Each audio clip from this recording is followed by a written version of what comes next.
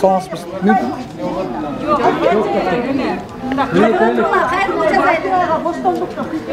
Азыр мына Мауака кайрылуу жазай, Илимбекти жапсын, акча таратып моңдуп жүргөндөр мына тиякта эжеңелетсе чакырып, келатса чакырып, конверт туруп кетип.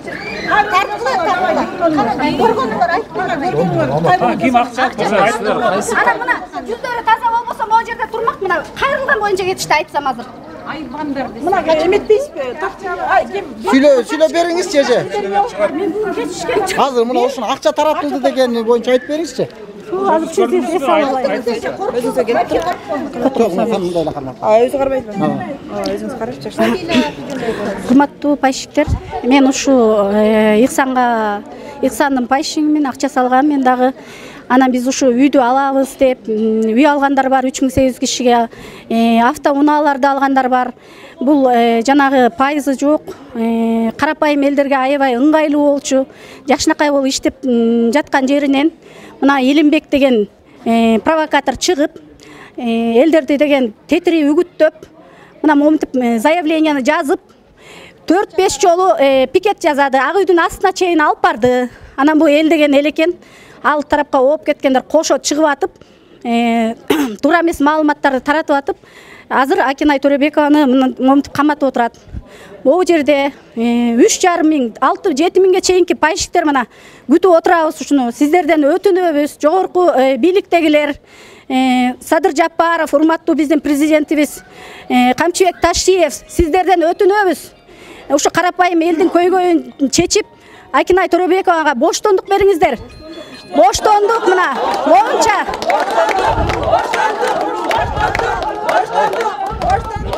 Кыргызда бир эң жакшы сөз бар. Бир карын майды, бир кумалак чиритет деп. Ушул пайщиктердин арасын Илимбек деген уяты жок кыргызга душман чыгып, моментип элди тетири жака үгүттөп, кыргыздын убалына калып отурат, ушунча карапайым элдин убалына калып отурат. Дагы бир өзгөчө баса белгилеп айтчу нерсем. Мына келиңиз эже. Өзгөчө баса белгилеп айта турчу сөзүм, интернетке му эжени өлдү, 3 баласын калтырып, Акинайдын азабынан өлдү деп тараткан, соцсеттердин бүт баарына тараткан жалган ушак мына. Биз ушуга ыйлаганбыз чын. Көрсө эже тирүү экен, мына уп коюңуздар баарыңыздар. Бул эмне деген акмакчылык, каралоо адамды, канча элди кайгыга салды. Биз мына бөлөк чужой болсок деле ушуга өкүндүк аябай дегенде. И деп мен лично өзүм да кайгыргам. Бүгүн көрүп алып таң калып атам. Көп жашаңыз эже. Ушундай эл бузаарлардан сак болуңуздар. Биз өтүнөбүз. Ушу Илимбекти, Акинай Төрөбекованын ордуна Илимбекти камап бериңиздер деп өтүнөбүз.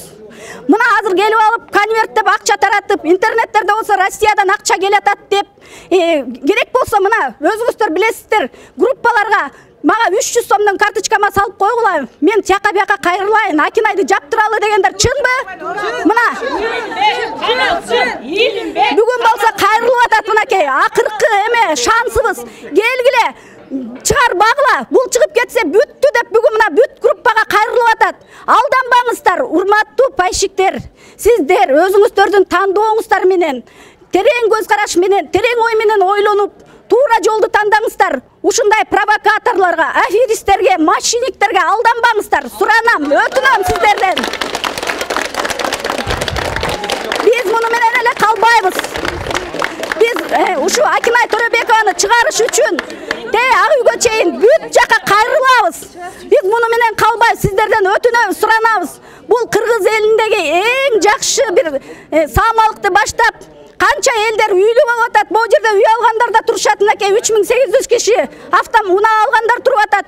Бир эле жеке Бишкекте эмес, Кыргызстандын болгон регионунда, Москвадагылар даже, башка чет өлкөдөгүлөр да акчаларын салган. Мына баарыбыз күйүп отурабыз. Ошондуктан Акинай Төрөбекованы колдоп берүүңүздөрдү өтүнөбүз. Чыгарып бериңиздер, боштондук Акинайга.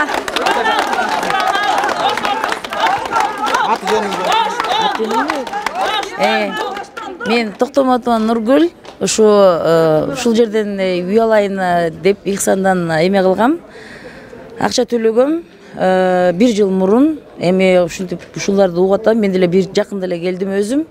мына мени өлдү деп чыгарышыптыр, алла алла деп чыгарганым чындыгым мойнума алам, потому что мен барып ушу акчамды требовать эткени барганмын, бирок ала албадым акчамды. Кайра бир жумадан 4 күндөн кийин мен ушинтип TikToктон шермендедей кылып чыгарышыптыр. Мен Алла дейсиң, Алланын жолуна деп туруп мени өлүккө чыгарыптыр.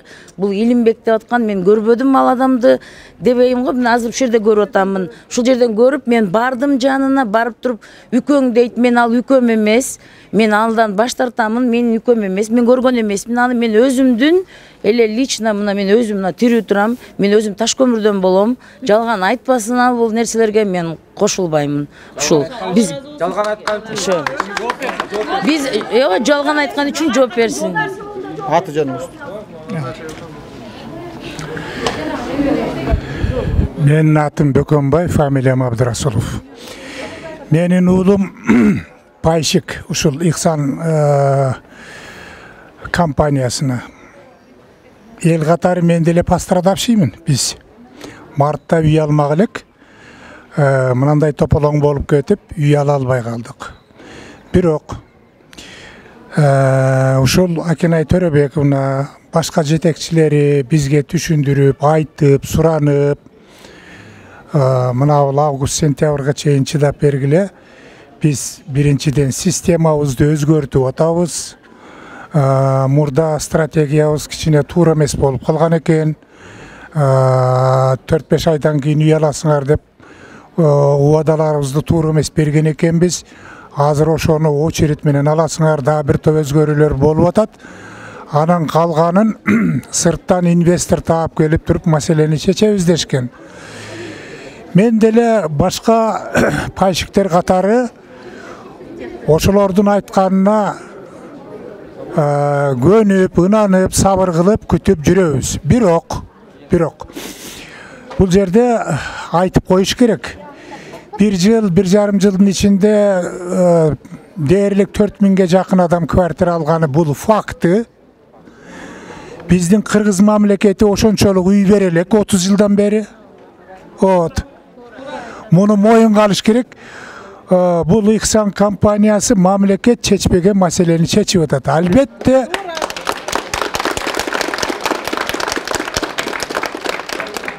булардын кетирген жаңылыштыгы бар. Ал жаңылыштыкты кетиргенге мамлекет өзү себепкер. Себеби кооператив жөнүндөгү мыйзам несовершенный. Экинчиден булардын уставын Минюст каттаган. Бул эмне деген сөз? Бул Ихсандын жетишпеген кемчилигине мамлекет дагы себепкер. Солидарный ответчик. Ошондуктан экинчи дагы бир жагы бар. Акинай Төрөбековна мисалы үчүн адам өлтүргөн жок, мал уурдаган жок, башка жакка качып кеткен жок. Эл менен жолугушуп атат, приемдорду кылып атат, сырттан, тияктан, бияктан жанагындай инвестор издеп атат.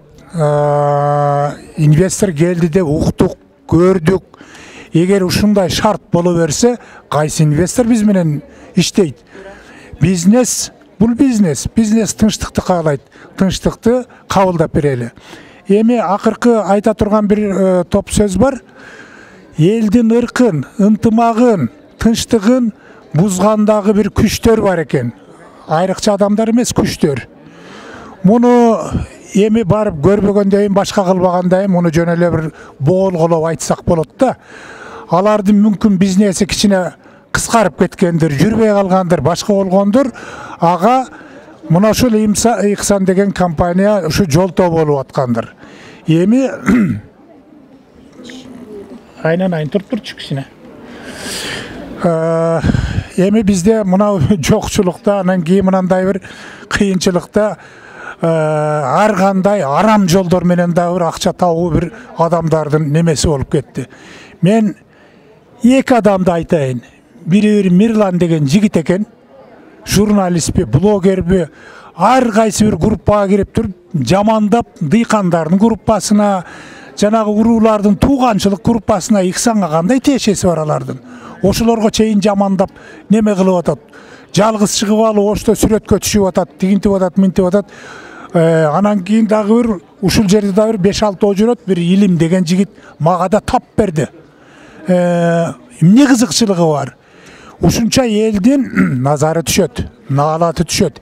Эгер андан коркпосо, укук коргоо органдары, прокуратура ошондой провокация кылгандарды, улуттун, элдин ынтымагын, ыркын бузгандарга тиешелүү чара көрүш керек. Муну эстетип коюш керек, кетпестен жүрөт. Мына ушул жерде бир 100дөн ашык адам бар, ичинде бир 5-6 сасыгы да жүрөт. Кечиресиңер. Вот. Эми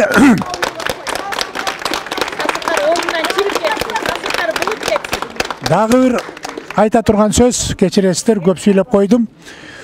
Ушул Ихсандын элден түшкөн акчанын самый главный этот. Ошол ким аты Акинай Төрөбековна чөнтөгүнө алкымына присвоение кылып жеп койсо, анда жазасын алсын мыйзам боюнча. Жок.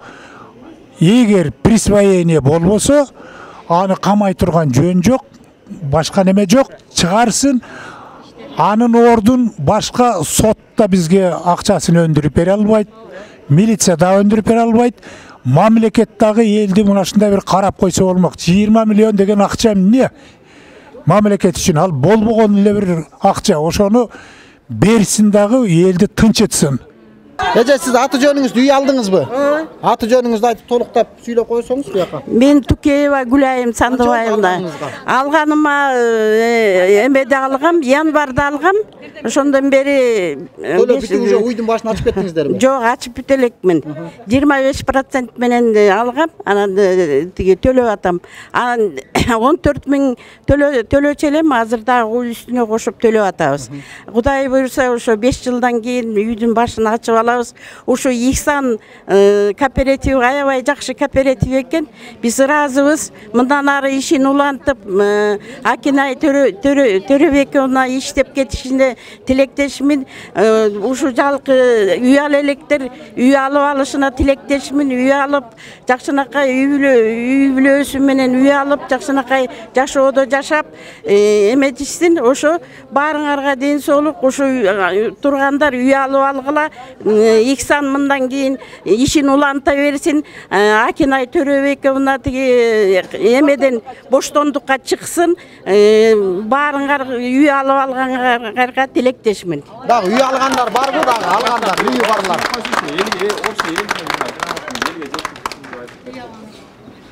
Үй алгансыздар? Жок, мен үй алган эмесмин, саламатсыздарбы баарыңыздарга. Биз ошо негизи эл катары эле пайшикмен 25% менен келгенбиз, жазылганбыз. Тилекке каршы ушинтип азыр жабыртатып отурабыз. Негизи бирок ойдун эмдай айтырчы болсо сөз көп негизи. Азыркы кырдаалда, азыркы негизги ушул бул жерде топтолгон элдердин 80% деп айтсак деле жарашат го дейм.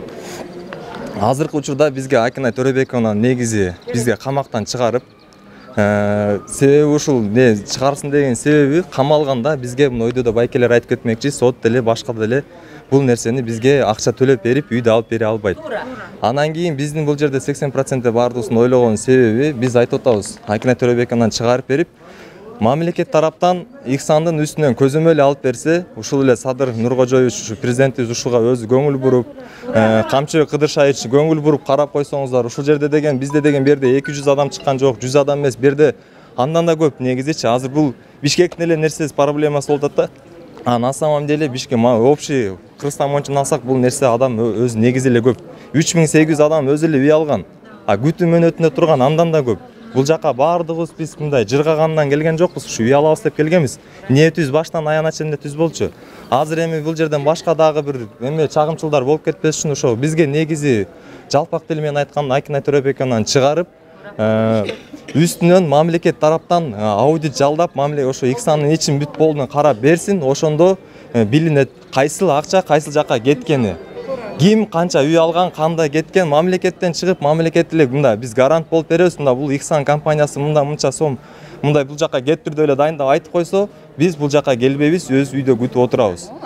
Эң аксыз, эң эң кыскасы ушул жерде айта турган нерсеси ошо бизге азыркы учурда азыркы талапта бизди Акинай Төрөбековнан чыгарып берип, бул ишмердүүлүгүн анан ошонун мамлекет тараптан сиздерден бир жардам ошол колдоп берип туруп ошо X-нын үстүнө көзөмөлдөп берсеңиздер. Ушул жакка келип кызып аткан баардык үй бүлөлөрдүн тагдырына ошо кайдыгер карабастан ушул нерсени чечип берсеңиздер сизден аябыр суранат элебиз. Ушул жерде үй алып аткандар, азыр үй алып үйүндө жашап аткандар барбы отургандар? Саламатсыздарбы?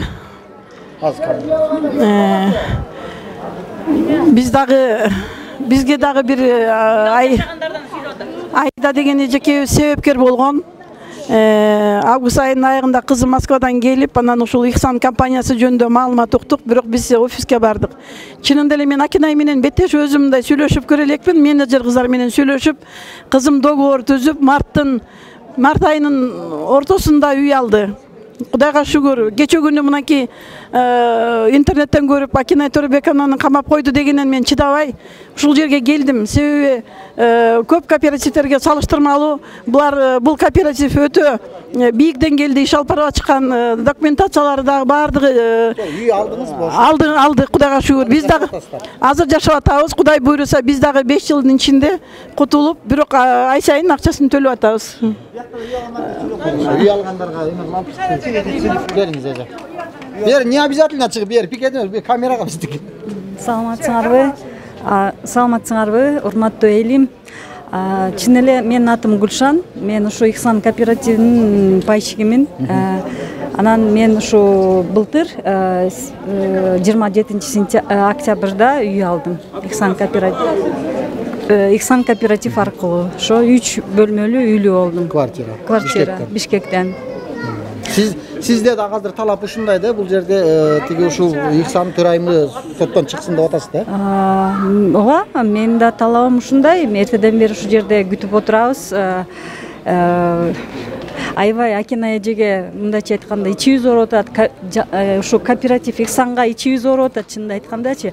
Ушунча элге мээнет кылып, анан ушу кандайдыр бир 5-6 адам үчүн ушундай баары бузулуп, ушу системасынын баары бузулуп, ушундай канча элди кыжалат кылып атышат да, бузулуп. Мен ойлойм, ушу Акинай эжеге керек болсо мамлекеттик сыйлык керек да, мындайча айткандачы. 4000ден адам мындайча айтканда үйлүү болуп, бактылуу болуп жашап атышат. Бул адамды биз мамлекеттик сыйлыкка ыйгарышыбыз керек негизичи. Бул биздин кыргыз жигиттер бирөө да колунан келген жок ошондой ишти кылганга. Анан ушу Акинай эже ушу аял башы менен ушундай чоң иш жашап атканда азыр жөн эле тоскоолдуктар болуп атат. Аябай жаман тоскоолдуктар болуп атат. Ар бир үйүбүзгө келип көрсөңөр болот. Чыныгы эле биз анын же тууганы эмеспиз, же досу эмеспиз, тааныбаган эле адам келип мамлекет аркылуу үй ала албагандыктан биз ушул жерге келдик. Ушул шарттар бизге ыңгайлуу болду. Башка шарттар бизге ыңгайлуу болгон жок. Чоң рахмат. Илимбек деген ким ал? Жок.